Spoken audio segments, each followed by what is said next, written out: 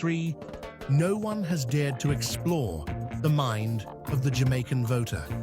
That's over 2 decades of silence, while our democracy has evolved under the radar. Today, we are pulling back the curtain on a groundbreaking study that reveals who we are at the polls and what truly shapes our choices. Jamaica's voting story began in 1944 with the birth of universal adult suffrage. Since then, political loyalties have shifted, but until now, no one has fully examined the 21st century Jamaican voter. The research, led by Paul A. Bourne, digs deep into what drives our decisions today, from gender to social class, and even dissatisfaction with the two-party system. The findings may surprise you. For example, did you know that voter turnout in 2020 was the lowest since 1944 in a general election? Only 37% of eligible Jamaicans cast their vote. It's not just about apathy. This is a wake-up call. What's behind this disengagement? Is it our leaders, our system, or perhaps something deeper within ourselves? We now share the findings of the Paul A. Bourne-led study published in 2010 by the Maxwell Scientific Organization. Gender dynamics at the polls. Men and women see politics differently. Among women, dissatisfaction with the two-party system is louder. 22% want alternatives. On the other hand, male voters are nearly split between the People's National Party, PNP, and the Jamaica Labour Party, JLP.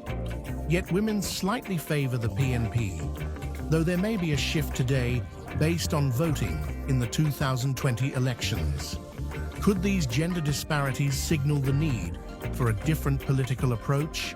Women's dissatisfaction reflects a broader frustration with the status quo, one that stems from unfulfilled promises in areas like healthcare and education, issues that disproportionately affect women as caregivers and community builders. Men, while also divided, appear to vote based on perceived leadership strength and economic policies. Social class and party loyalty. The research confirms a fascinating trend. The higher the social class, the stronger the preference for the PNP. Why? Many credit their enduring loyalty to policies like free education in the 1970s. These initiatives left a lasting mark, especially on middle and lower class voters. Meanwhile, upper class voters lean toward the PNP, but with less enthusiasm than in previous decades. This pattern raises questions about the current relevance of these historic policies. Have parties evolved their platforms enough to address the present-day needs of these groups? For instance, while the middle and lower classes continue to benefit from social programs, they have also become more vocal about economic stability and job creation, areas where dissatisfaction runs deep in spite of the stable state of the economy and the lowest level of unemployment in Jamaica's independent history. The shift in voter attitudes. Gone are the days of blind loyalty to a party. Jamaicans are more critical, less gullible, and less easily manipulated. Education, both formal and through media, has empowered voters to demand more accountability. But here's the twist. While voters have become savvier, their disengagement signals disillusionment with politics altogether. This skepticism, while healthy for democracy, has also fueled a decline in voter turnout. More Jamaicans feel that their votes don't count, a sentiment exacerbated by limited options and a perceived lack of impactful leadership. In 2002, voter turnout was 56%.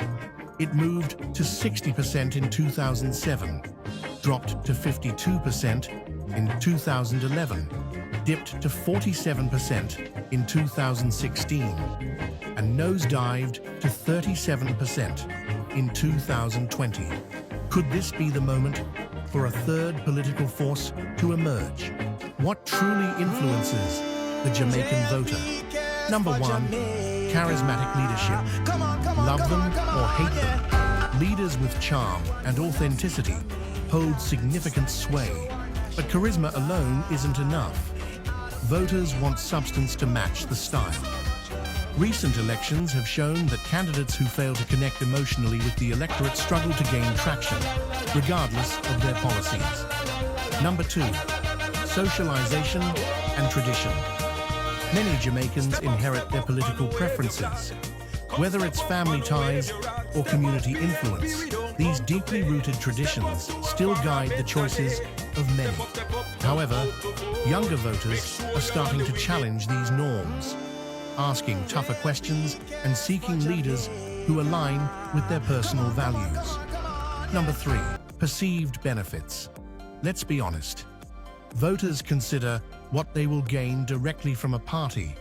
Whether it's jobs, better roads, or education, tangible benefits can tip the scales. Yet, this pragmatic approach often leads to frustration when promises go unmet, further fueling voter apathy. Number 4, associates and class affiliation. Who you surround yourself with matters. Social circles and perceived class alignment often determine where the X goes on election day.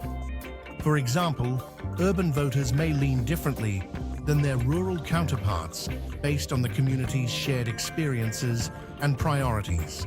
Why voter turnout is declining. Despite critical issues at stake, fewer Jamaicans are voting. Why?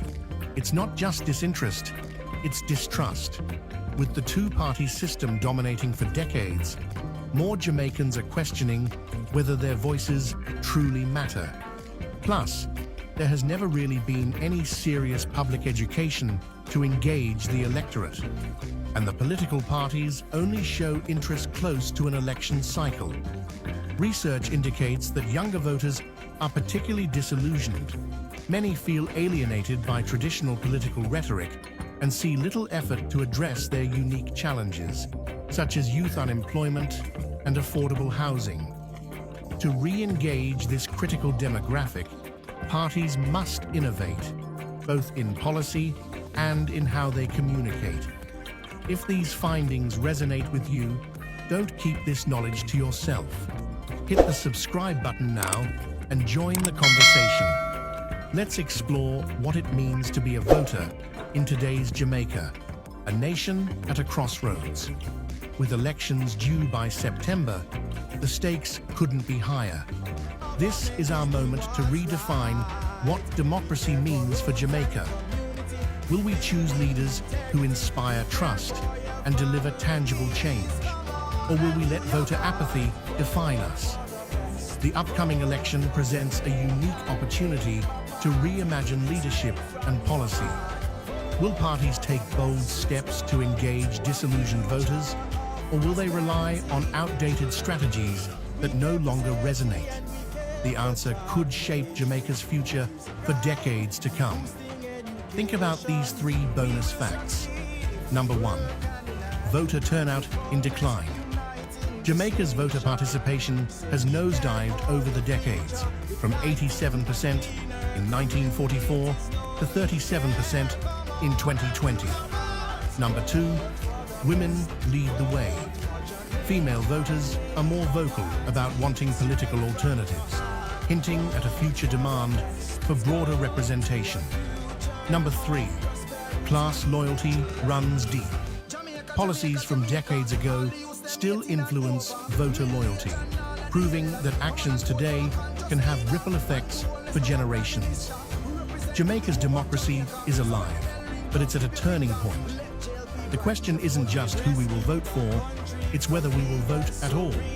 This is more than a study, it's a mirror held up to every Jamaican voter.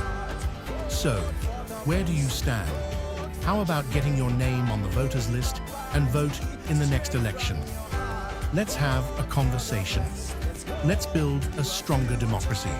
Let's start today. If you have not yet done so, please consider subscribing to this channel, Impacting Jamaica, for more content.